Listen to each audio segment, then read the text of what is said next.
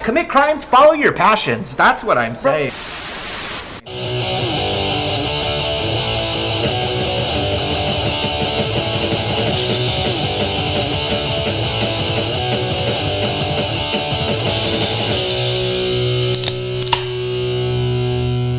What's going on, everybody? This is the Basura Triangle podcast. Gary, say what's up to the people. What's up, good people? It's good to be here. Why are we so elated, Gary? We are very elated because one of my favorite comics is here. Mysia Chabert! Hello. What's up, Triángulo de la Basura? Boy, what a weekend. What a weekend. What a one. weekend. Hey, Cheers, salud. everybody. Cheers. Mysia brought us some Dollar General wine. Mm-hmm. I'm drinking from a glass that has tomato herb. I'm drinking jar, from baby. a spaghetti sauce jar. Yeah. I hope so. I was given this mug on my wedding day. I probably killed about 8 of these during. Oh my God. No, but you said something very exciting. We come from an amazing weekend. Today It was is good. Thursday, but last Friday.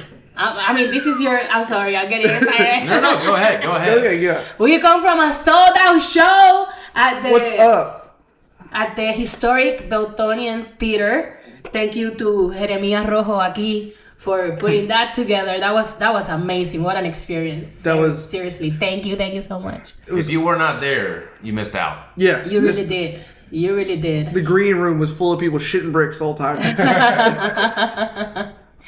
Like, Yep. the whole week I was like, all right, we're going to do the show. I'm stoked for it. Like, I was like, all right, cool. Like, that Wednesday, that Thursday we hit up Hangover Mike and Colleen. Yep. I was like, I did the set. I was like, all right, cool. This is what I'm doing next day. We got this.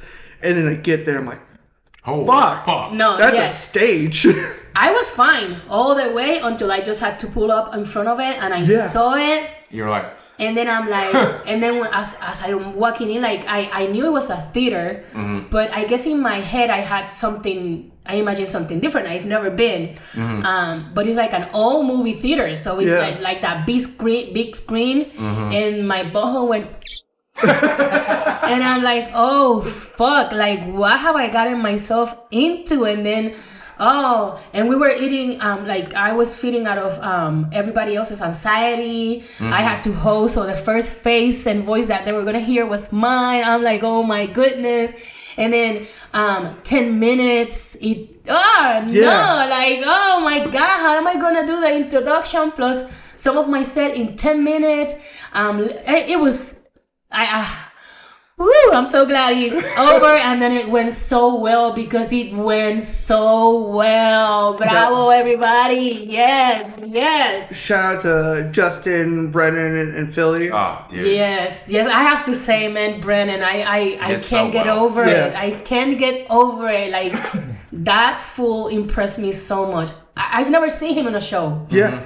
That's my first show I've seen him on. I've always seen him at the open mic, and it's true. Like the first time I saw him, I'm like, oh my, you're good. And he's always been like very quiet, withdrawn. So I'm like, let it be. Dude, he's a sleeper. He'll get you. Oh, yeah. And he felt like the way he managed that stage. I know. Yeah. The stage presence, I think, blew my mind more than the comedy itself. They were Yeah. both great. But just to see how awkward he is on the open mics to this, Yeah, like exactly. what is happening? Like what happened? What have I missed? He's like a comedy werewolf. He just comes out.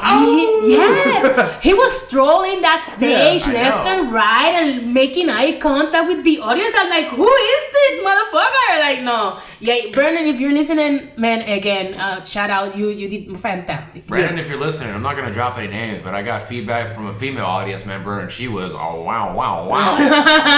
Well, is he single? Don't get him in trouble. No, he's he's not. not, yeah. But, But still, you never know if he's a producer or like at their all will. Who feedback, knows, you know? feedback. Dude, he reminded me of like early 2000s Dane Cook. Like his early 2000s Dane Cook, like if you watch that footage, he like owns the stage and he's there and he's present and he's like, I was like, okay, cool. Like, cause I know he's a fan of Dane Cook. So I was like, dude, he's got it down. Like he's got that stride back and forth. Now we're just all second Brennan's right now. So. But enough. I'm the guest, not Brennan. I'm just kidding. I I'm was gonna just say we'll get kidding. him next. We'll just blow him. That'll be the whole podcast. They'll be in our OnlyFans podcast. We The blow voices, Brennan. the voices he made. I mean, I was a fan before, and I am Dude, it's, established fan. I don't know what to say on that, but anyway, what's up, guys? we're the early birds on the Brendan fan club. No, it was kind of funny because Mysia and I were standing like off to the side where we would, that staging area before we'd go up, and it was about to start, and we looked like the Scooby-Doo characters when they're scared. We're just holding each other like, Yeah. Dude, I saw Mysia on the stage, like, because I went on first, so I was like sitting there, I was like, all right, like I'm hyping myself up, and I'm just like, all right, cool, like I know what I'm saying, I know what I'm gonna do. Mysia's up there, and I'm just like, if she trips up, I'm gonna trip up. But she like knocked it out of the park, and I was like, all right, cool. I just have to keep up the same energy, and I was like, I gotta go, I gotta follow, and like, it's just like it's a lot. It's hard, and then that stage is different when you're doing comedy, like in a comedy club or a bar, versus the theater that we did it at. Yeah. Because there were no attractions. Like the Yeah. whole place Right there is on paying you. attention, which is great. Like I love it. I really, honestly, I wanted more time. Oh, yeah. I really did. But I did choke. Like I didn't get to like when I drink, you drink. Like I could not believe it, and then I look at my beard to do that. When I drink, you drink, and immediately I remember I didn't fucking do that. oh shit. So it would have been pointless, and that kind of threw me off. Oh my god! Even Brandon's mom at the end, she came up to me like, "I was waiting for the when you drink, you drink." Aw. Yeah. And I'm like, but also like immediately I'm like, it's okay because I have less time, and it's not like at a comedy place or a bar that you can order a drink quicker. Yeah. Here we had to order service, so it would have been an inconvenience, I think, Right. to keep doing that with the audience, because for them to get a drink would have been It would have taken time, more time. And leave the area where it's happening. Exactly. So I mean, it worked out, but I did fucked up on that one. Well, I mean, like I didn't pace myself because I like ran through the story, and like when I did that same set in Colleen, I was like, all right, here's my second part, and my second part kind of I was like, oh, I didn't hit that mark in my head. I was like, oh, I was supposed to do this. So like near the end, I was like, all right, recover, and my phone didn't vibrate because I had 9 minutes it was supposed to vibrate, and it didn't vibrate. I was like, okay, we're gonna do something here. We're gonna make But it you still did it on time. Like you finished at the time, because I didn't have to even lie you. Yeah, 'cause, like- I think I lied you just because I told you I was going to anyway. And it was Yeah, my phone went off, and as soon as my phone started to vibrate in my back pocket, I was like, all right, it's time to go. It's time to like sign off, do my last thing, let's go. But like, thank you to everyone who showed up. Yes. And the staff, they were awesome, and they were all so happy. The Beltonian they were so dope. We hope to do another one maybe near future. It's a lot of planning. It is, So, yeah. And I got a lot of shit going on right now. Like, Yeah. But that was a heck of a production. Like to me, it was like The whole thing was filmed. Like I guess I didn't realize what a big thing this was. Yeah. I mean, it's always important for me. Every show is yeah. important to me. It is. And then like so I show up, and then I see like, what? They're filming this. There's photographers. Like, anda pa'l carajo. Where am I? Like, what did I sign up for? It's the biggest night in Belton. And you don't have a lot going on. So. But yeah. It was like a big fucking fever dream, honestly, because there's some pictures that I'm tagged in. I went to go take some pictures, and I'm just like spaced out, like I'm still processing everything. I'm like, oh fuck, there's people around me. Hey, what's going on, everybody? And shout out to the people who came up to us after the show and hung out and we signed pictures, stuff and took pictures. And bought flyers. Didn't want them to leave empty-handed. Trying to hustle anything we could. We're like, we gotta pay for this shit. Let's go. We gotta have an ROI on this, guys. We gotta make some money out of this. We're just bleeding out. But Mysia, I'm so happy to have you here. I'm so happy to be here. This is long overdue. No makeup. Nobody told me I was gonna be on film. Someone doesn't pay attention to our podcast. Apparently. My allergies and like, so I'm sorry, people. This is my sexy cock voice. It Maybe they can put up with Gary's pace. It'll be all right. Yeah. Oh, but I mean, come on. I always try to hide him behind the microphone, but he's on to me. See, look, he positioned himself Right. right in between them. Yeah, Well, I didn't change it up. I was like, He's so little, he can like. He's Bob. No, yeah, thank you guys for having me. Thank you For so sure. much. So, where do we start? Where do we start with Mysia? Dude, you have so much space. I do, yeah. So when did you start comedy? I started comedy in 2006. Where in Puerto Rico, here, or where? I was living here, but I lost my virginity, my comedian virginity at an open mic in Puerto Rico Oh, okay. while vacationing. How was that? Because you've seen both our first and at Corky's. Well, I haven't, but that wasn't your first time. No, but it was. But I saw Gary's. It had been like a year and a half. It's still like you. It was bad. Oh, But it was so you bad. still had gone. You had already been there. Like you had an idea what was it gonna be. Right. For me, it was the most intense moment of my life to date, and the most amazing, life-changing 5 minutes. I get emotional. Yeah. I really do because and nobody knew that I was going to do it. Yeah. It's an open mic run by the #1 comic in Puerto Rico, and at that time there were no open mics in the island whatsoever, none. Wow.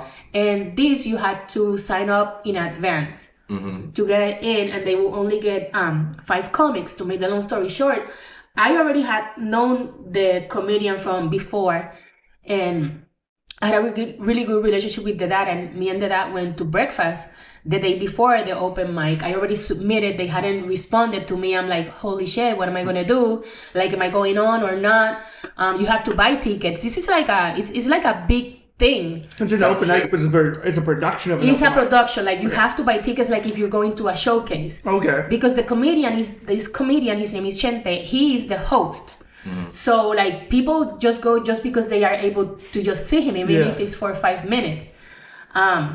So, long story short, the dad told me, like, how come you've never signed up? I'm like, I did sign up, they just haven't responded. And he immediately made a phone call, like, okay, you're on the list. And again, like, oh my God, what? And it became real to me. And at that point, I already had invited, like, I bought tickets for my nephew, my nieces, Oh shit. my high school friends. You pulled up Brennan. You got the whole family. I got the whole family there, because even if I didn't make it to the open mic, it was still a cool thing for us to do together. Right. Yeah.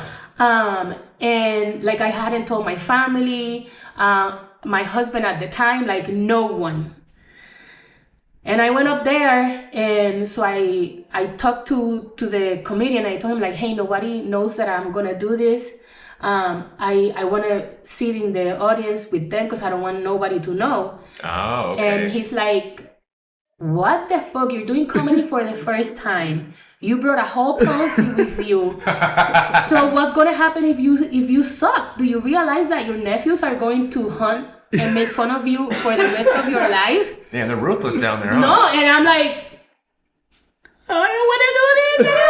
Like, what the fuck have I done? And like, seriously, I was so nervous, and I was the only female on that day. And when he started talking, like, the girl coming up to the stage, I was so excited. The first time, we've known friends, blah, blah. She comes all the way from Texas, and I hear my nephews like, holy shit, it's Titi Mysia, motherfucker, that's her aunt, that's her aunt. And like, get your phone. And I start walking, and I feel like I'm walking, like, wobbling like this. And I get on the stage, and it hasn't even started. And then it's like, so as you can see, I'm a extra sexy female, and this guy screams something in Spanish, like it was like a good thing, like like sexy, whatever, blah, blah. And I had a comeback. This was not part of my set at all. And I had a comeback, and that comeback just killed. Like, the whole, like, everybody went like, "Wah!" And that moment right there is why I'm sitting here today. Yeah. Like, that moment, all the nervousness, all the anxiety that I had that laughter took it away, and that just turned into adrenaline, and I've been addicted to comedy ever since. We're all just chasing the fucking dragon, bro. Yes. And that set is, by the way, is on my YouTube channel. If anyone wants to go and check it out, you might not understand because it's in Spanish, but you'll hear the laughing. And then at the end of my set, like the whole fucking audience started shouting "Titi Mysia" because my nephew started, which means Auntie Mysia, like. Anyway, so and the whole audience like it was badass. It was badass. Seriously, it has been like it's on my top 3 best comedy nights of my life. That might be the best story I've ever heard of someone's first time. Oh shit! Yeah, and then after that, like, how can I not? Like, no, this is it. That's it. Yeah. You're done. Yep. Comedy, I'm yours. I belong to you. Because you saw my first night, and god damn, that was not much different than last week, but I'm just kidding. I love Gary, I have to say.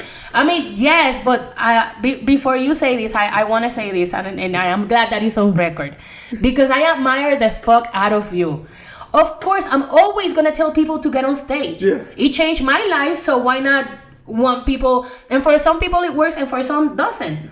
And I feel like I forced pretty much Gary up onto the stage because I told him, like, next week I'm calling your name whether you're ready or not. And he did it. But you could tell he was nervous. He bombed. But it wasn't a bomb in a way that, oh my God, this guy sucks. Like, you seen people. That's how I felt. No, but like, you seen people bomb, but it's like you still laugh. Yeah. And to me, what I love is like you've kept coming back, and you have had great sets, and now you're getting booked on shows, and that to me, Thank you. I appreciate that. is what matters. Yes, because there's people that keep going when they shouldn't. That's when she starts crying. So, Like, you know, hey. no, like, dude, because it was like the week before my first set, I went up to you and I was like, hey, you're hilarious. Because you were hosting that one. And I was Sorry, thank you. No worries. no, yeah. I was like, that you're super funny. Like I loved your set. And you're like, are you going up there? I was like, fuck no, I'm not going up there. Because I didn't even know there was comedy in Temple at the time. I was friends with one of the bartenders, and she goes, oh, we're doing comedy on Wednesday. It's like, all right, I'll come hang out and see what's going on. And you're like, you're going on stage? Like, no. And you're like, well, next week, be on stage. And I was like, fuck no, this crazy lady's trying to get me on stage. And then... Fuck you for saying lady. and I'm a young female. I'm a bitch. this crazy bitch was trying to get me going on stage. There we go. But I was like sitting there like that whole week. I was like, I probably have to work that Wednesday anyway. And then I looked at my schedule, like, oh, I'm off Wednesday. So I showed up and I bombed like shit. And I went in the bathroom and had a panic attack. I like threw up in the bathroom. What? Yeah. Holy shit. Like, because like the nerves got me. Because I played music before, and I was like, oh, this is just like playing music. Whatever. I go on stage and I was like, this is nothing like playing music. What the fuck am I doing The here? silence before you start talking. Oh, Just like, man. it's like that weird, really awkward first date. You're like, I don't know I what haven't to had say. any of those. Well, I have a lot of those. And, but like afterwards, I sat in Corky's bathroom and was like, okay, that was bad. You literally can't get worse. It literally can't get worse. And it hasn't, I've had some bad ones, but it hasn't gotten worse than that. It was just every week it was like show up, and then you finally get that first good night, and then like I think Diesel came up to me. He was like, dude, you killed it. It was good. It was. And then, but it's not only the one. Like you've been consistent. Yeah. And like between you, like Philly, Diesel, LaDon, and like Connor, like all you guys were always like, you're funny. Just you gotta remember you're funny and go up there and do that shit. And to me, like one of the things, like you get distracted very easy. Yeah. and then like you lose the focus of what you went there to say, because we mess with you a lot. We do. Sometimes it's even unfair, but it's so easy. It's just so easy. They admitted it. It's unfair. It is, but it's so easy. And then like, man, you're an amazing dude. Like, really, it's so good to have people like you around. Like, you understand that, we're just kidding around. Like, you know how to take a joke, you know how to give shit back, so it's good. And to see you there and there, like, I am gonna come up to you and let you know that you're doing it good, because you are funny. But then so we mess with you, and then you get distracted, and then when you go up and it's your time, you want to respond to what we have said, and then when it's time to your set, the light is up. It's like, Gary, what happened? So it's just like I need to look into some ADHD medication or something. Yeah, figure that shit out. You gotta go back to microdosing shrooms. Yeah, no, that was the lowest energy sets I've ever had in my life. I remember Diesel came up to me, he was like, dude, you need to stop whatever you're doing right now. I was like, well, I'm not depressed anymore. He's like, you gotta get fucking sad. Like, the sadder you are, the more we laugh. like, that's why I love Diesel, dude. He'll just tell you straight how it is, 100%. He's like, well, get sad, because you're not funny anymore. He's like, he was hosting a mic, and he's like, I don't know how this is gonna go. Gary's been microdosing shrooms lately. And then he came up to me, he was like, it was at Ross's kitchen, and he was like, Gary, you gotta bring your energy back up. And I was like, I do. And I stopped doing mushrooms, and then like that next week, I was like, don't do drugs. Yeah, don't do drugs. Kids, say no to drugs. Just say no. I hate the fact that I gotta say that so many times. If I say, hey, I learned from experience, don't do drugs. Like, what the fuck you guys doing? Or just like find the right drug. Yeah. That's it. Well, the thing is, like, I'll talk about like doing like cocaine back in the day, and like I was a very small stint of doing cocaine, but like it's so scary now because like fentanyl is in. A lot of people are cutting with fentanyl, and like Mac Miller and Lil Peep both died from fentanyl overdoses while they're doing cocaine. And I was like, it used to be safe to do cocaine. It used to be safe to do drugs. Now it's not safe to do drugs. The weed got too strong. Can't do that. Now it's edible. And now, like, there's not just weed. There's like, is this weed? Is that weed? Is that weed with this weed? And then that other weed. I mean, like, it's like weed has become to me like going to Starbucks. Yeah. I just want fucking coffee. I just want some weed. That's it. I want my caffeine. I want to get high. That's it. And now he's like. Cat Williams has that bit. He's like, I just want some regular fucking weed. That's one of my favorite bits ever. Yeah. Dude, my favorite Diesel moment that I want to bring up while we're still kind of thinking about that is one time he was hosting at Corky's, and I fucking went up there, totally ate shit. And it wasn't one of those like, oh, it was a weird night kind of situations. Like, no, the three people before me did well. I just did not do well. And I had written down, because sometimes I do this instead of my phone, I'll write down like the topics and notes on like a coaster or a napkin or something. I left it on the stool, and then he goes up like, hey, everybody give it over Jeremiah, and he's like, hey, you left your notes on here. Yeah, they're not funny written down either. I'm like, I know. Because I went in there and just like, everybody was jazzed up. They were good to go. Like I said, the three people, I don't remember who was before me. I probably drank a lot trying to forget this night. I just went in there and just brought the room like. But there's been nights where we all have had bad sets. Like, you can feel it. Mm-hmm. Like, this Wednesday wasn't the best either. Yeah. It was kind of. It's that weird night where it just feels like everyone's taking lashings. Like, oh, your turn. Go hurt. Yeah. Like, it just happens, and there's nights because we've had them that everyone kills. Yeah. I love nights like that. Like, that's the nights you chase after, and then like, and it's so scary with open mics though, because like. For one, it could be a place where a lot of people are there for comedy, and there could be a night where a lot of people are there and they don't know comedy's happening, and they don't give a fuck. But I feel like that's not the scary thing about open mic at all. On the contrary, did I say that right? Yeah. On the contrary. Yes, thank you. That was a big word for me. This is the first episode we gotta use subtitles. Oh, fuck you, Gary. Good one. Let me know if I need to type them. Yeah. They're auto-generated. Yeah. I type with an accent too. You can ask Philly on that. But what was I saying? But You're on the contrary of like.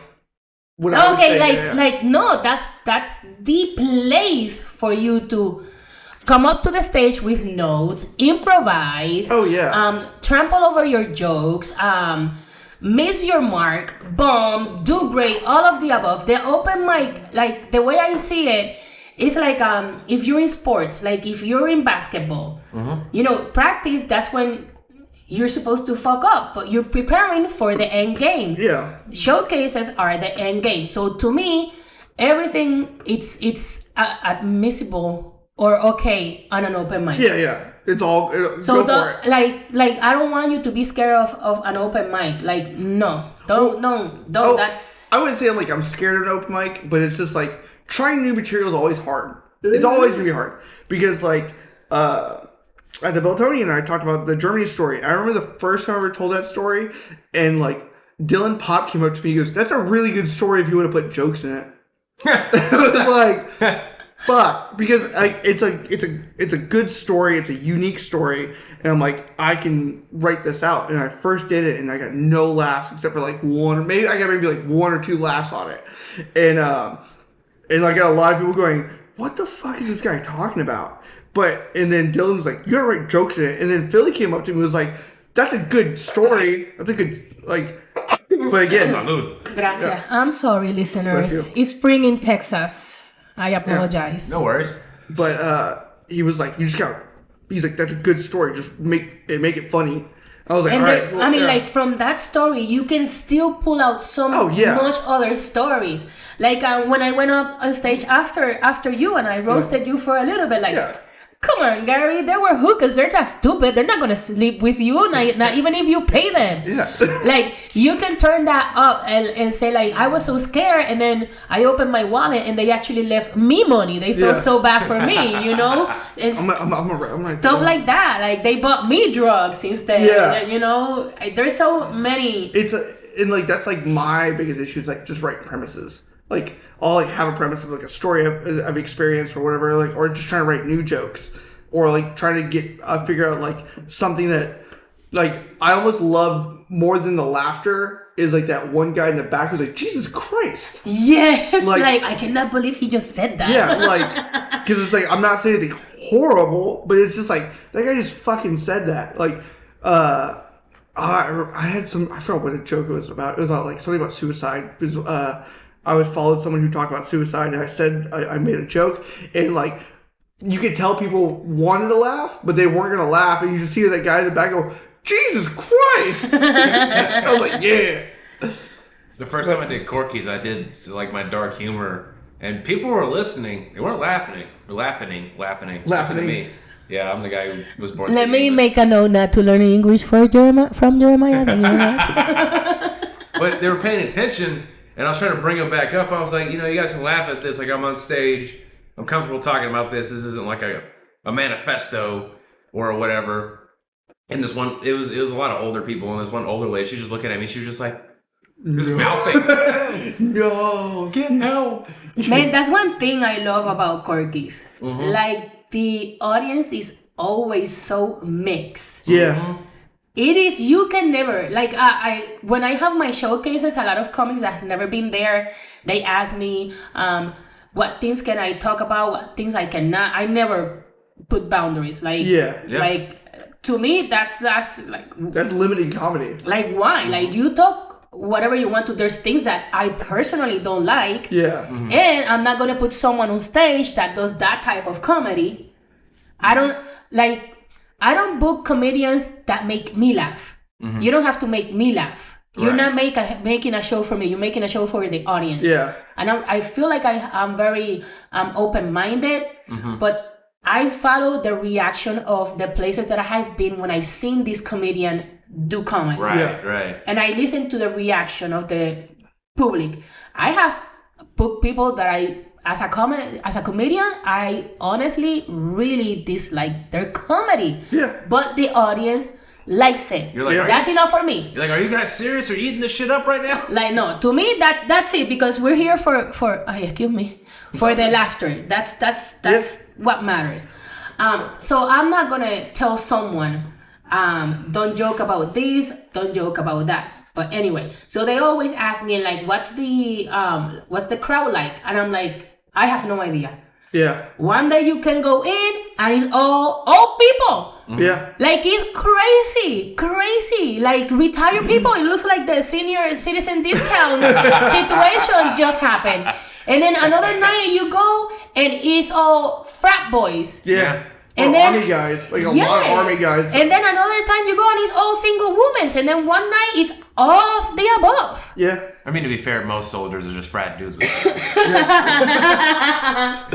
So that's it's one always one a mixed thing. bag. Yeah. Yes, if you get a laugh at Corky's, to me that's a good measurement. And if you've been listening regularly to this programming and you haven't come out to Corky's, what are you really doing? I mean, come on, guys. You live in the area. I mean, when does this come out?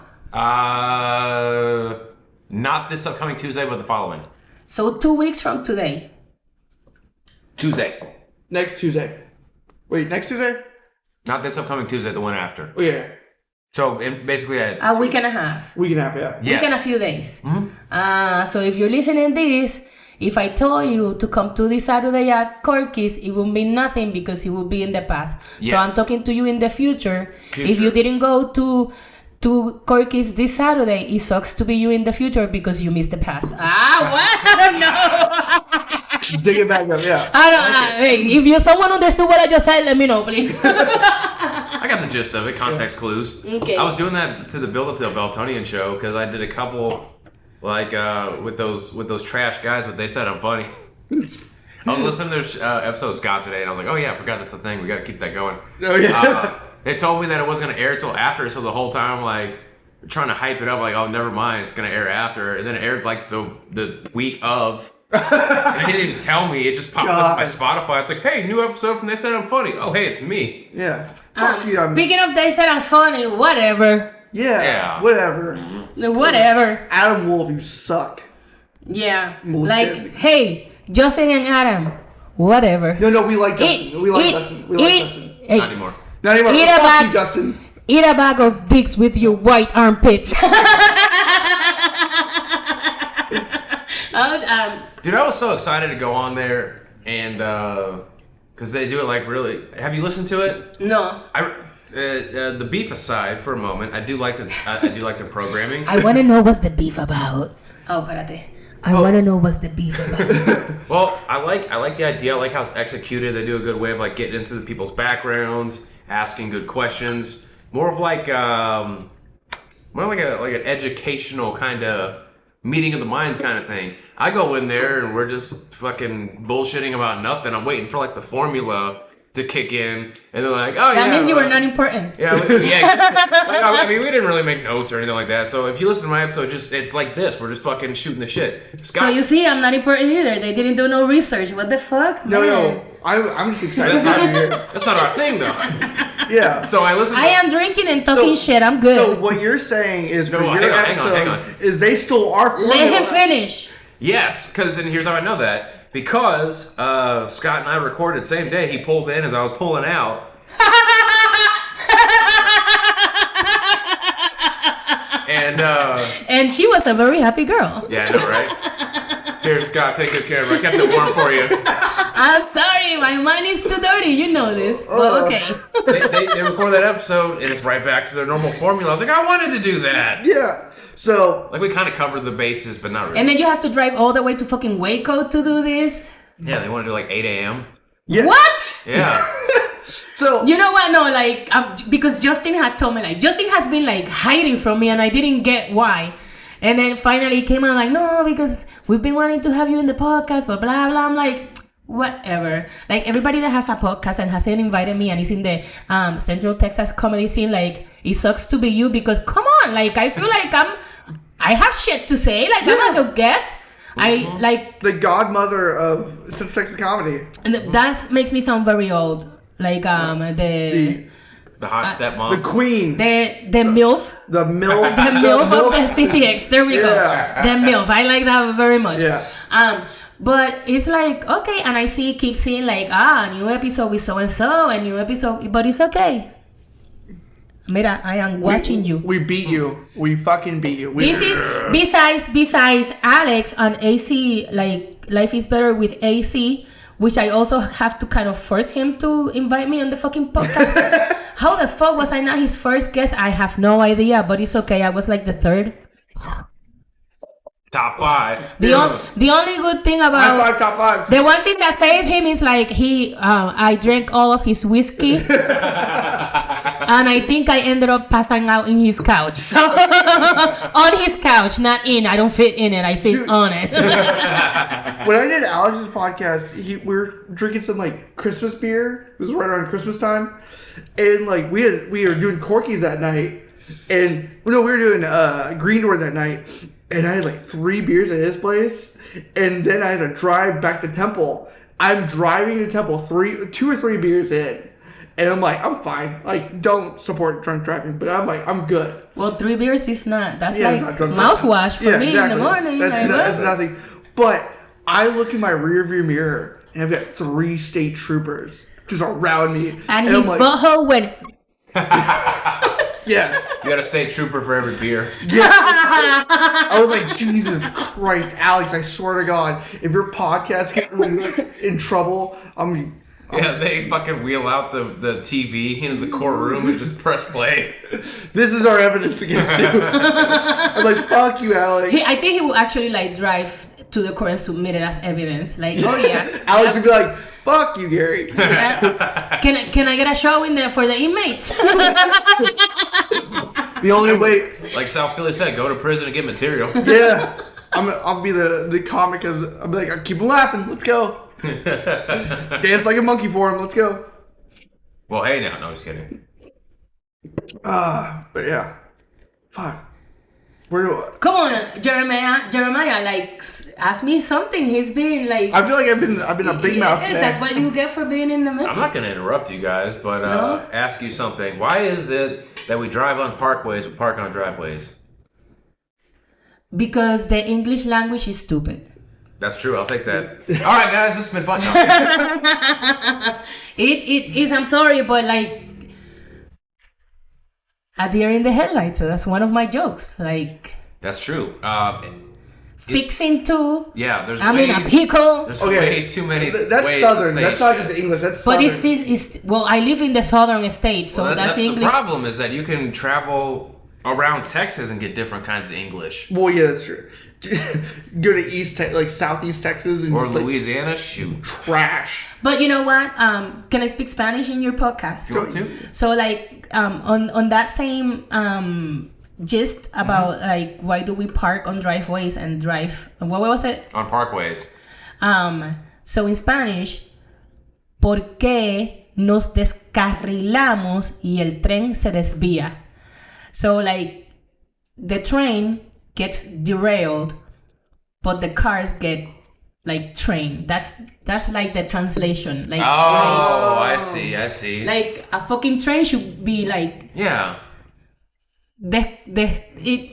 if anybody knows Spanish, you know what I'm saying. I'm learning today. We have a listener in Mexico City. Yeah. We have one person in Mexico City who Hola, Ciudad de México. Yeah. they never respond to anything. But they listen. Salud para el salud for the Mexico City listener. You and me. There we go. There we go. Well, now When we drink, you drink. now just like that. Well, now hopefully you'll get some listeners from Puerto Rico, because by the way, nobody has said this, but my accent is because I was born and raised in Puerto Rico. Thank you so much.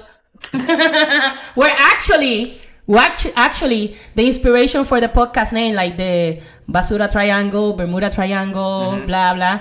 One of the corners, like It's Puerto Rico, yeah. Puerto Rico. Yeah. Yeah. You're probably the only person that I did not have to explain that to. No, the first time I saw the name, I'm like, this is gold. When he first, This is fucking amazing. And then if you get to know Jeremiah, I'm like, it fits perfectly.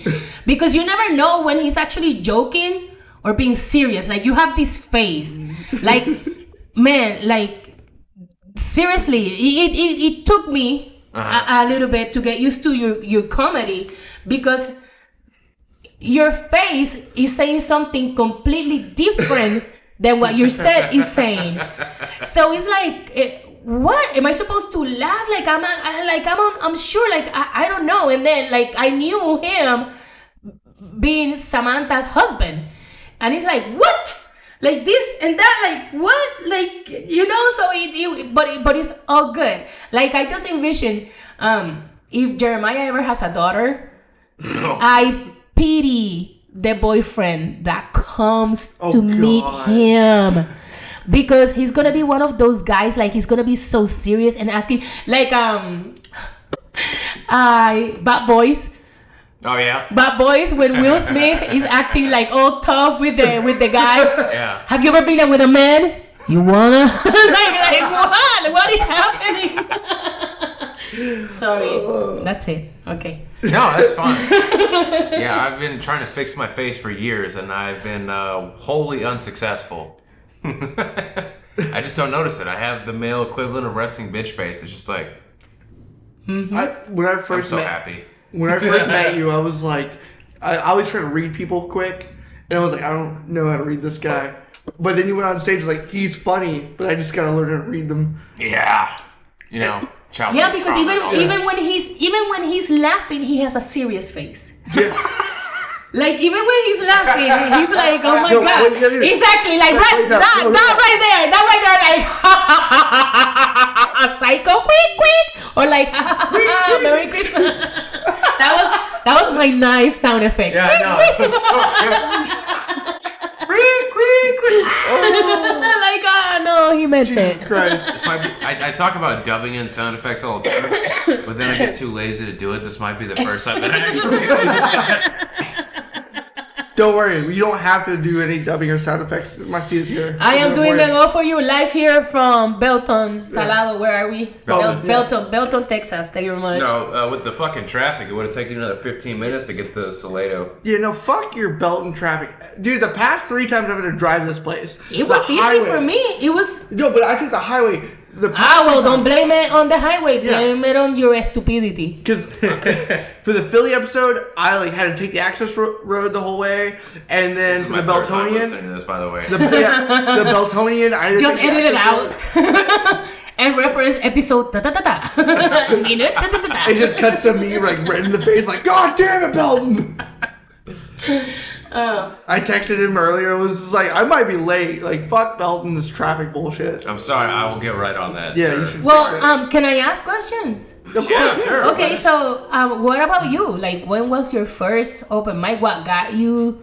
What made you want to do comedy? Before we get into that, because I have ADD and I'll forget. Okay. The whole face not matching what I'm saying. I've been struggling with that internally because, you know, everybody has to kind of figure out like their voice and their timing and their cadence. And I'm kind of all over the place as a person. Like, if you guys notice, like, from when I've started to now, like, my humor is just kind of going, like, in random dummy circles. So I'm just still in the process trying to figure out, like, what really fits and what doesn't. If that makes any sense. Yeah, I got you. You're trying to find yourself. But hardly anybody ever gives me feedback, so I appreciate you guys with that honest feedback. That said, first time I did an open mic, there was a bar here in Temple. It was called Cactus Jack's. Shout out to him. R.I.P. I never saw it. I wasn't here for that. It was like the darkest, funnest place in Belton. It was a good spot. Like, that was like my home away from home. Like, if I wasn't at one of my 2 jobs at the time, I was hanging out there. That would have been a great place to have an open mic. It would have been. It was. So the interesting thing about it is I was also hosting it, and so it was like on a Monday or something like that when they weren't doing karaoke. And of course everybody at the bar was like, fuck yeah, dude, I'll come out. I got jokes and shit like that. So after delaying it for 15 minutes, I was like, okay, there's me and 2 other people. How the fuck are we going to pull this off? So I was like, all right, I'll just wing it. So turn down the music, go into my like opening set or whatever. It does really well. To be fair, you know, I kind of had home field advantage because it was mostly like all of my fucking drinking buddies and close friends there with me. And didn't know how to run a mic or a comedy show. So I had like breaks in between. Uh-huh. where I turn the music back up. Like, all right, we'll come back in a couple of minutes. Blah blah blah. Yeah, I know that now. I didn't know at the time. There's people still doing it. Yeah. I'm just shooting. I hate those. Oh, that'd be rough. It kills the vibe. It does. Totally kills the vibe. Unless that person bombs and you're like, I need to recover. That's why you want the next comic. Mm-hmm. We all need a drink recovery. But thankfully, I guess it's because I did pretty well that like I turned on the music. Somebody's like, let's all do a shot, and then we're still high fiving and shit. You know what I mean? And then I was like, all right, so kill the music. Here comes so and so. They go up there. It was somebody told like a pretty funny story. You know, it was not bad. It wasn't like scripted or anything. They're like, I just got a funny story to tell. I was like, fuck it, just do it. You know, they did their thing again, like, you know, kill the music, whatever. So then I go up a second time, and I knew that first bit that was like, it was really hammered out. I rehearsed the fuck out of it, and you know, I wrote it out and everything. I had it memorized, like whatever. The second one was like, I was like, okay, I can do the second one. It's not gonna be as good as the first. It hasn't been as rehearsed and as refined, but I'm good to go with it. And then I have a third one if necessary of whatever. So I do the second bit, take a break, bring up the third guy, which would turn out to be the last person. And so the third guy was the last. Yeah, except for me, right? So Gary's story. Yeah. So I'm looking at the clock. I'm like, fuck, dude, we haven't even been at this for very long. So I was like, screw it. I'll go up a third time, and then maybe somebody who said they were gonna show. Because I'm texting people too. I'm like, where the fuck are you at? And people were just straight up not texting me back. They're like, oh, bro, sorry, something came up. I'm like, oh, fuck you. It's a Monday. Except for one guy. His mom actually died. No, I'm kidding. Was it Alex? I don't know. The timeline might have actually added up. So then I go up there. I start going into my third bit of material. It's not working because I haven't refined it. A lot of it was just kind of premises. And I try and now like I'm reeling, you know what I mean? Like I'm trying to figure out some shit to work. So this like pair of dudes that just walked in, and they're like wearing like construction garb, like, you know, the orange fucking bright shirts and neon green. And for some reason I was like, oh, we'll do crowd work on these guys because there's no stage. It was just kind of in the corner in front of the TV where you watch the lyrics for whoever's doing karaoke and a wireless mic. So I just go like right over them and just try to bring them in, and they couldn't care less. And I think if I would have tried for like another 30 seconds, one of them would have punched me. So I just back off of that. And then so like basically my first night, like I did pretty well. I did okay, and then just fucking bombed entirely. It's like the pregame was great and the endgame it sucked. No, absolutely. It's just like sex life. You were like, but good, you still at okay, it. bad, all one night. Yeah. So a very interesting experience. Yeah. The more I think about it, like Cactus Jack would have been a dope place for a mic. Yeah, they got the manager or whatever. He got pretty good feedback about it, and we were considering doing it again, but then it caught fire and burned down. When did it burn down? 2019. Yeah. Oh, so before COVID. Before COVID, it was like October, September, something like that. somewhere in there. Do we know why? What happened? I want to know. I do know what happened actually. Oh yeah. What is it? The running joke is that I did so terribly, somebody torched the place. But no, what really? Because it happened right after you did this. Within like a couple weeks, couple months, somewhere in there. Or no, it was a few months. That's right. Because I think I did my shit in January, and yeah, it was like September. Oh. Or whatever. Yeah. That a whole baby was created during that time. Yeah. So what happened was that occasionally you'd have like some like, you know, homeless people, meth heads. I'm not saying the two are exclusive. Like if you're homeless or meth head, whatever. A lot of times you are. A random eclectic crowd would go hang out up front in the morning when it was closed because they'd mooch out the Wi-Fi, you know, on their tablets or phones or whatever. Homeless people with tablets. Yeah, exactly. Homeless people with tablets and phones. Go figure. And sometimes they would dig cigarette butts out of the butt bucket thing because maybe they had one or two like hits left off of them. Well, it was kind of like it was windy as fuck and a little warm. So one guy he was just sitting there on the Wi-Fi. I saw the camera footage of it. He was on the Wi-Fi, fucking around on his phone, tablet, whatever it was, and he was just digging cigarette butts out of this thing and smoking them. Well, the last one that he picked up, he threw it. They had like a decorative well out front, and he threw it in there, and it had like the fake mulch at the bottom, and the wind just fucking swirling through the area. it caught in the well, which was full of fake mulch, and it was a wooden fake well. It was decorative. Yeah. So that caught on fire, and now it's like, the fire's like up to here, and then the wind is pushing it against the building, which the side of the building was all wood, and then some kind of like lacquer, which just fucking went up, and then it went into the fucking ceiling, and that was it. Like all the... Damn, Yeah. but like... It was quick, too. It had to be quick. It was super quick, yeah. I was working at Starbucks at the time, and my boss came up to me, he was like, yo, Cactus Jack caught on fire. And at the time, I had just broke up with a girlfriend who loved going there. Oh, shit. And it was like, act of God, fuck him. Off camera, I want to know who it is. I bet I've drank with him before. Probably. But I was like, sure, like, act of God, fuck No, that. I woke up. I was had to go to work in a few hours, and then I saw it on Facebook. I was like, this is bullshit, whatever. And then I saw somebody go live, and they were like filming it. I was like, oh, fuck. No, I've heard a lot of things, but yeah, I moved down here. I don't even remember, but I've been here 3 years. Mm-hmm. Okay, so 2020, yeah.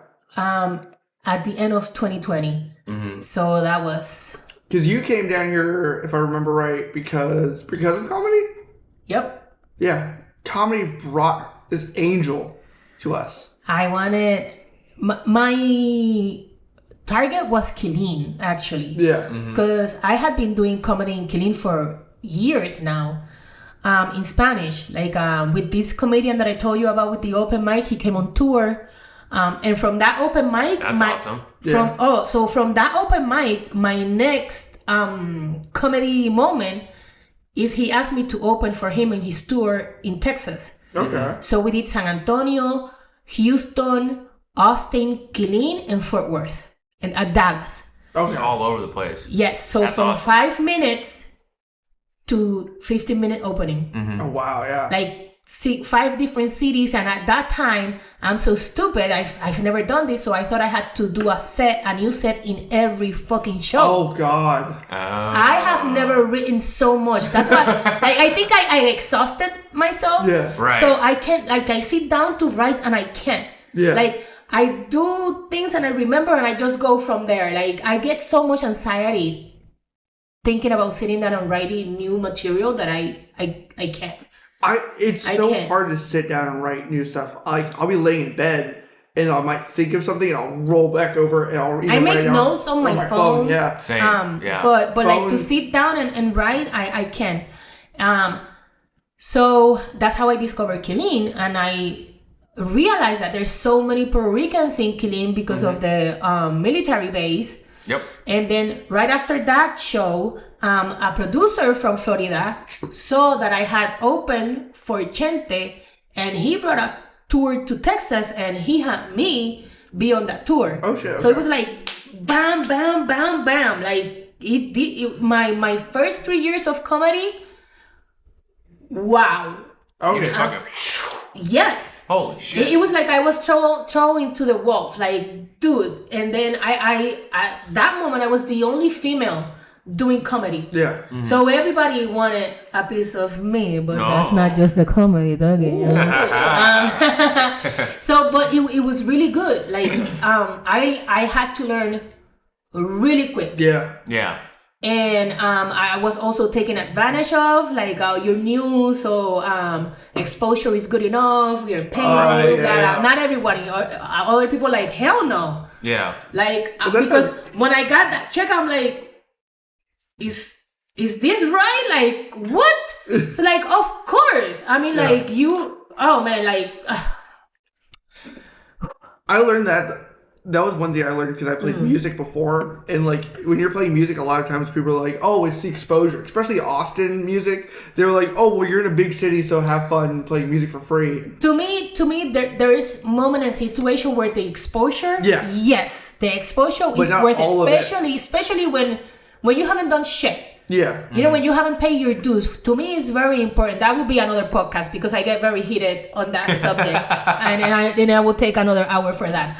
But anyway, that's how I discovered Killeen. And I noticed, man, unless we come down here and bring a show, nothing is happening. I was going through a divorce. I wanted a change of scenery. To buy a house in DFW was too fucking expensive. And I'm like, you know what? I did a gamble when I moved from Puerto Rico to Texas, and it paid off. It's been 17 years. It's time to gamble again. And I wanted to move to Killeen, but the houses were very expensive. I ended up in Temple, best thing that ever happened. But I did start at the open. I did start at the open mic at Killeen, at Social Coffee Bar. And then you burned that place down. I burned that place down. Yes, I did. So I'm next. I gotta burn the place down. Yes. If it's Corky's, I'll kill you. No. I will kill you after he murders you. I'll commit suicide. Then you. I will murder you after he kills you. And then I'll commit suicide. But that's when it all like blew up. That's where I met Connor, Chris, Philly, Ladong, Diesel, like all these people. The first open mic, there were 28 comedians sign up. Oh wow! I remember, it was fucking every stacked. Thursday night, and I loved it. It was amazing. I was talking about the Corky's one. The Corky's one was stacked too because you brought everybody out. Because everybody from Killeen, we had nothing. Yeah. And then it happened like that, burned down, and Corky's was already under construction. Yeah. And I didn't know until recently that this lady Valerie gave my name to Dan. And Dan called me like, hey, I know you're a comedian, you're in Temple. And I'm like, yes, this is happening. So when I went to meet with Dan, I found the video. The stage wasn't built. Like I have the raw video of Corky's. So Corky's is super special. Oh yeah. To me. And then you guys know, like that open mic. And I remember because the first couple of mics I went to, it would barely reach that, like on the sign-up sheet, it would barely reach onto the next line. And now every Wednesday, it's like full up. And not only is it like Austin comics coming down, and coming up. Well, we have Scott. Yeah. Scott, I'm waiting for Scott to move up here. Like, what is he waiting for? Like Scott and Seth come from Austin every Wednesday to come hang out. And then also we have like Angelo and Elvis and Dewey. They just showed up for an open mic one day, and now they're the newbies, man. Yeah, they're the newbies. They're like the kids coming up trying to do comedy, and like it's really cool. I want more girls, please, more female power. Come on, we can do this. But you have to be funny. No. Like I don't care if I'm gonna get like a lot of heat about this, but I'm not gonna support women just because you're a woman, because that's not feminism. You gotta have the goods, Toots. You have to be funny, and I talk a lot of shit about guys and their small penis, but I also talk about how much I like sucking those. So it's not always about bashing and talking down on men that makes you. Well, yeah, you know, I have my issues, like the sweat's starting. Yes, because it's like I have encountered that a lot of females get up there and they're just angry. Yeah. And you know what? I've seen those, yeah. Like it's not funny. It's not funny. It's not The View. It's an open mic. The View. Well, because like shit. Because like you see a lot of like that makes so much sense. That's such a good comparison. You saw a lot of female comics who and you can vent. Yeah. And you can talk shit about everything because being a female in this world is not fucking easy. It's not. I've been a woman since I was born. Like I didn't morph into it. I was born this way, and it is fucking hard. But there is. Like, to me, there is, how do I explain this without, like, getting 100 emails tomorrow, like, oh my God. We just won't put your email on there. Yeah. they'll just hit us up. You can follow her at Message Us First. We'll bet you. Like, is that what feminism, like, I think, like, we're getting, I'm like, we have another bottle, so don't worry. Just polish the bottle. Go off, like, yeah, it's things line here because I don't want, like I am girl power. Of course I am. That doesn't mean I'm against men. Yeah, does that make sense? Yeah, no. That's it. Because like you want more women comics or female comics in because you want the diversity. The diversity, and also to me is really important because I would be a hypocrite to support female just because she is a female? Yeah. What if you're doing something that I don't believe in? What if you're doing something that is wrong? Yeah. So I am contradicting myself. For case in point, what if you're just not funny? Yeah. Why do I have to laugh? Yeah. Because you're a female? Like, if you're not funny, you're not funny. I don't care. I mean, I have enough laughing at Gary's joke. Come on. And you know what? I appreciate it because sometimes I need it. But we female, we are powerful and we have many things. Like, being a female is actually comical in this world. I told myself I wasn't going to drink after that night, but He just went and opened the second one. Like, he didn't even no shit. he didn't even let me be a lady and open it up for him. Yeah, we were just talking about feminism, you piece of shit. Like Like, I can open a fucking bottle of wine. Do you think I'm that weak? but you didn't open it. You're like, let me get that for you. I was talking to the people. Addressing the constituents. But that's like the thing is like comedy needs diversity because like you gotta see everything from all these different viewpoints. Like the great thing about it, like a great mic is like you can have like a white guy, an Asian guy, Puerto Rican, female comics, male comics, a transgender comic, a non-binary comic. Because if you hear the same if you hear the same thing over and over again, it just gets boring. So, and comedy's about poking fun at the little shit in between. Yep. Because like we'll have like a comic who's non-binary and he'll make jokes about it, and some people get real like, I'm like, dude, just laugh. Like If they're laughing about it, but at the same time, like it's something very new. Yeah. So a lot of people are skeptical on laughing because they still don't know how comfortable they feel with it. Well, it doesn't mean that they're against it Yeah. or anything. It's just like, hey, I mean, come on, the suicidal jokes. How many of our comics in our group do the suicidal joke? Yeah. A good amount, yeah. And you're gonna get laugh, and you're gonna get people that are uncomfortable. It's just it's a personal thing. like It's like, to me, at first I was like, it was funny, but I was afraid to laugh at it. Yeah. Like, sometimes I even tell Alex, like, I hate you for making me laugh at this, but at the same time, I am so grateful that he's making me laugh at these things that we're not supposed to laugh at, because that's what stand-up is about. Yeah, not supposed to, right? Not supposed to, yeah. yesterday, Charlie had a joke about being molested as a child, and I died. It was so funny, and I'm like, but I looked around and I'm laughing, and I'm watching other people go, we can't laugh about that. I was like, no, it's And like, it depending on how the way they put the joke, Yeah. because I cut myself laughing at one of the jokes, not really understanding it, just the way it was placed. And I'm gonna say the name Chris Ward. yeah, Like I want to fit in kids' pants, not like my priest. He has a joke, something like that. Yeah. And I'm like, and I start laughing, and then I realize what I'm laughing about. And that's the beauty of comedy. Like it goes above the horrible thing behind it. yeah. You gotta poke fun at the dark shit every once in a while. I mean, and it's just like man, I don't know, because I feel like I'm gonna contradict myself. Like, I haven't heard a rape joke yet that is funny. Okay, yeah.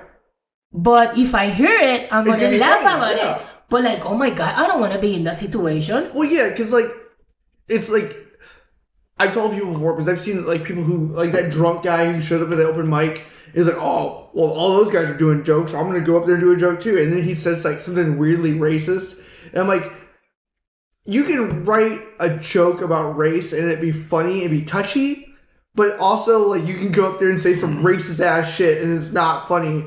And the guy was like, I thought it was funny. I have said rape jokes, like about like roofing a guy, Yeah. and stuff like that. And hold on, sorry, I gotta sneeze. Bless you. Bless you. Thank you very much. Also, about racism. To some people is racism, to others is stereotype. Take it as the office will come to you. If it's funny, it's funny.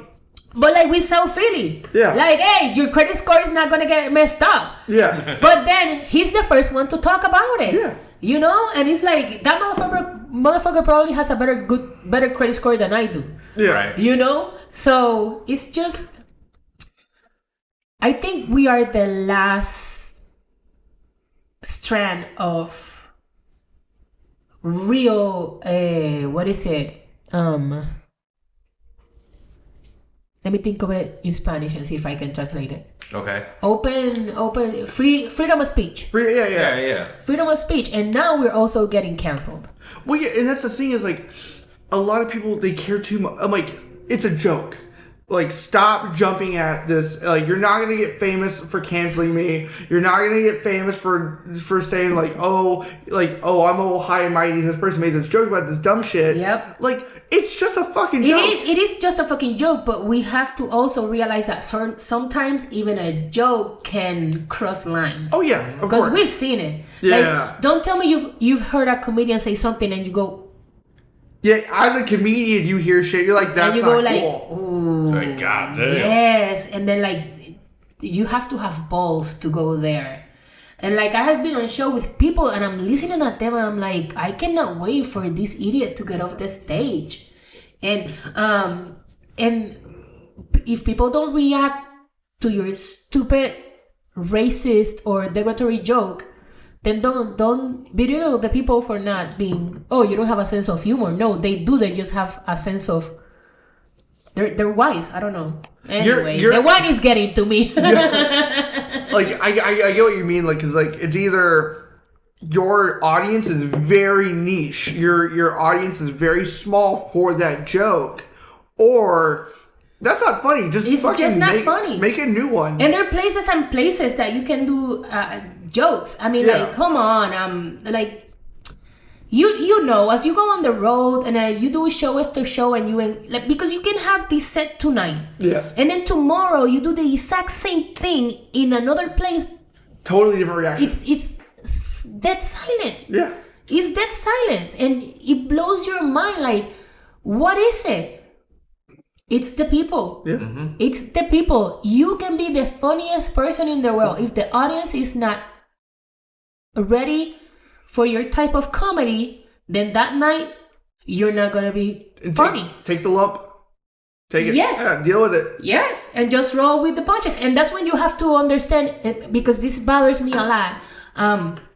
When a comedian is like, "Are you all guys okay? What's wrong with you?" Like, don't take it out on them. That bothers me too. That bothers me so much. I was about to bring that up. Like, if it's part of your bit to be like loud and angry, like George Carlin, Doug Stanhope, or like Danny French, our friend, like that's his bit, right? But some people can get away with it and others can. Well, and it comes down to style. I see people that, like, you know, they're legitimately rattled, and I get it. I've been there. I'm like, oh fuck, like I'm dying out here. But then, like you said, they're like, oh, what's wrong with you people? And it has happened to me at Quirkies. Yeah. And I'm like, oh, well, fuck you guys then. But I changed the subject because I know you also I'm not going to win. Like jovially, like funny, not like, hey, what's wrong with you guys? I'm hilarious. Because you can tell when, like, someone's attacking the audience. Uh-huh. It's Yes. like, dude, like, just deal with it. Change subject or, like, make... And listen. Yeah. To me, that type of comedy, you have to build up your crowd. Yeah. You have to build up your audience for them to understand you. Don't just get up there and be that way. Yeah. Because you're making me feel like I'm making a mistake by being here listening to you. I want this to end. Yeah. By the time I understand that this is your type of comedy, your fucking 5 minutes are up. And that's very true, because guys like, well, I mean, Carlin had a completely different journey, but let's just say like Bill Burr, for example, loud, animated, and stuff like that, like very hard driven, hard charged. If you look at his earlier stuff, he was a lot more tame. He had to like build up to that. Anthony Jeselnik, you know, he says crazy, off the wild, dark humor. Oh yeah, playing the villain shit. It's all an act. But again, he talking about when he was building up to that, he had to kind of like, he couldn't get away with what he was saying now to then, because like you said, he was just in front of people who had no idea who he was, so he had to kind of ease them into it. Exactly. And a piece of advice for those comics that is the route that they want to take. Explain it somehow. Like, make an opening bit. Like, I used to be a fun, easy guy, and then this fucking bitch, and blah blah blah. You're like, you're already letting me know that you became anger. Yeah. Like you became an angry person that just don't go up there. And then if you do go up there with this attitude, don't get mad at me for not understanding Right. It's like what the fuck is happening. You're writing Because a book. I came here for a comedy show, not anger management situation. Yeah. We're not your And- therapists. Yeah. Exactly. And then, or like make it a character. Like, so my dad used to be like, "Rah, rah, rah," and then like put it in. Again, the wine is getting to me. It's just like, No, it makes Well, total yeah, sense yeah. because, like, even with stories, they're kind of the same way. Like, you've heard between Beltonian and then Last Night at Corky's, I had no, I didn't do it Last Night at Corky's, I'm sorry, where I had that story that I told. That's the first time that I've ever, like, I've got all kinds of crazy fucking stories. That's the first one I ever tried on stage and been working on because, like, okay, it's just got to have certain punchlines in there, callbacks, etc. So, You're writing a book when it comes down to it. Like, whenever you're working on that bit, yeah. where you don't want to come off as a... what happened? It was done charging, so I just unplugged it. Okay, I'm like, oh my god, what? Are you cutting me off? Like, I'm Podcast sorry. over, we're done. Anger comedy is great. He was offended. Pull the plug, no. But you have to write a book about it, basically. You have to start with the beginning, because if you go straight in the middle of your book, no one knows what the fuck's going on. You're like, oh, this guy's just an asshole. But no, it's like beginning, middle, end. And that's how you have to write the comedy. And that's what a lot of people don't get. They just go straight to the middle. And I'm like, I don't even know what the fuck's going on, man. Like, you just said some crazy shit up here, and I'm scared, and I don't know what the fuck you just said. Are you racist? I don't know. Are you an asshole? What's going on? And like, mommy. I'm so sorry, bro. What to think? I mean, And then they me, get, yeah. sorry, go ahead. And then they get angry that you're not reacting to it, and it's like, I wasn't dude, ready for you. I don't know what the fuck's going on. Exactly. Like- and then also by the time I realized that your 5 minutes are up. Yeah. Or your whole set's up. And That's then, like and the then set. I am left wondering. And it's just, okay, well, that's not my cup of tea. And it could have been. Yeah. It could have been if I knew what was happening. But you didn't give me a chance to you just stick it in there and didn't even spit on it. Like, you know? Like, ow, that hurt. Stop. Exactly. Like, I didn't enjoy it. I look at it like two ways with my comedy metaphors. Number one, it's kind of like a first date when you're in front of a new crowd. You don't want to just all of a sudden go all in because they're like, yo, what the fuck? You gotta ease them into it, like you said, put some spit on it. Yeah. Exactly. But also, since we did that, riding horses, that was fun, right? Oh, yeah. We I still feel need to like- release that. Yeah, that's true. Well, you were horse riding Then we rode Yeah, horses. we all rode horses. today? No. This was a few months ago, Yeah. yeah. Like that was this like a date or something? So, it was No, it was me, me, Jeremiah, him, and and Seth. Is that what? Hold on. We brought It was a Seth three-way from date. out of Boston, who has never ridden a horse in his life. He loved it. We I need to never Seth rode a on horse here. either. I Okay, loved it. none It of was it. great. Well, none of it. So it was like a romantic Oh, day. yeah. Like they you No, I see it. We were men. yeah, rodeo kind of like. And we all got nervous on top of giant animals. Wow, that's pretty cool. But that's how we equate now that I've had that experience. I'm so refined and sophisticated.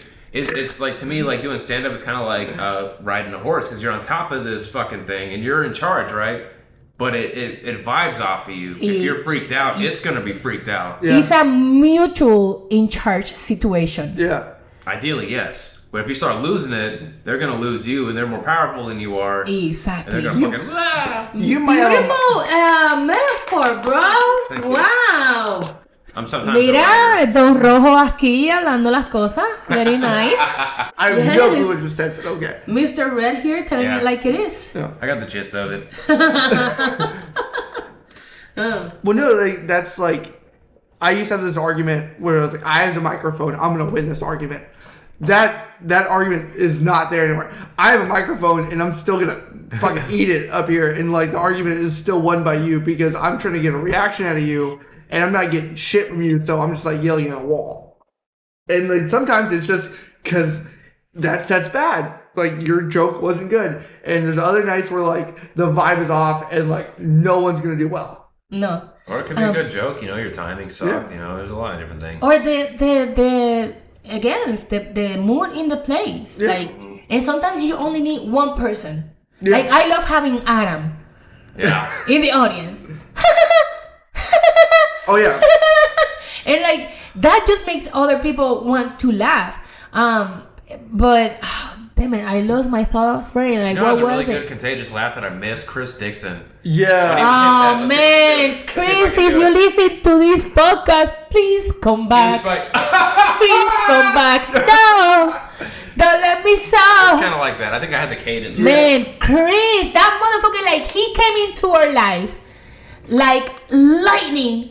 Like, he blew my fucking mind. I told him, like, you're fucking kidding me. This is not your first time doing comedy. And he told me it is, but it is not my first time On Performing. stage. performing. Because he toured like What a guy. what Chris, a guy. I want to win the lottery, become an agent, and book that motherfucker. Like, No become shit. Yeah. like, oh my goodness, and he's so natural. Yeah. And you see, listen to me. First we were blowing And Devin, he now has we're done, blowing Chris. and he has done angry comedy. Yeah. He has, and he has nailed it. He killed it. And to me, hands down, the best fucking thing I've ever seen at Court Case was that tribute show we did for Connor. Oh, the brother, puppet. rest in peace. Him and Alex shit. Cunningham, the puppet. Yes. That was, guys, are you kidding me? I've never laughed so hard in my life. I'm sure that's To on me, YouTube somewhere. I hope that Oh, it is. There's- But to we'll me, clip it in. and the whole thing was fucking improvised. Yeah. Get the fuck out of here.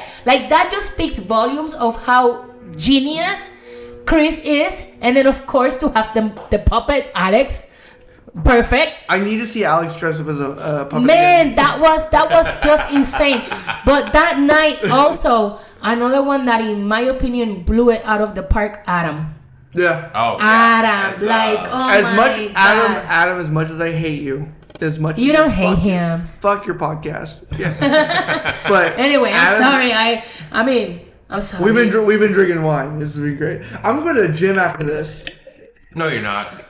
No, I'm going to the gym after this. Ew. Yeah, okay, if you say so. Ew. Wine drunk in the gym. I'm going to another podcast after this. Thank you very Wait, much. where are you going? From Cucubano Podcast. It's a Puerto Rican podcast. Okay, yeah. Yeah. Not our. Where's that Not, shooting at, if you don't mind me asking? Zoom. He's in Kansas.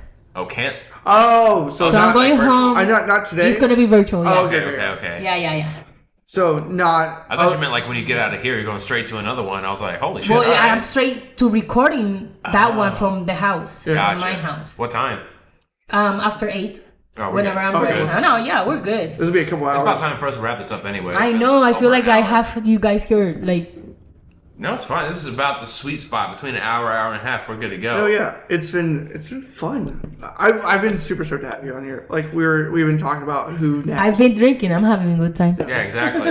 Must be anything aside from a salud that you want to give everybody, like parting words, wisdom, funny stuff? I don't know.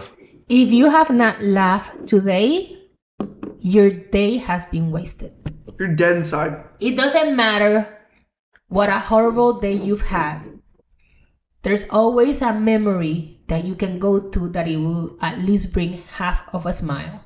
So hold on to that half a smile. That's it. I like that. I like that a lot. Remember, kids. And misbehave. Yes, misbehave. Commit crimes, follow passions. And just whatever you do, hashtag get him in the van, baby. Get him in the van. Get him in the van. Salud. Salud!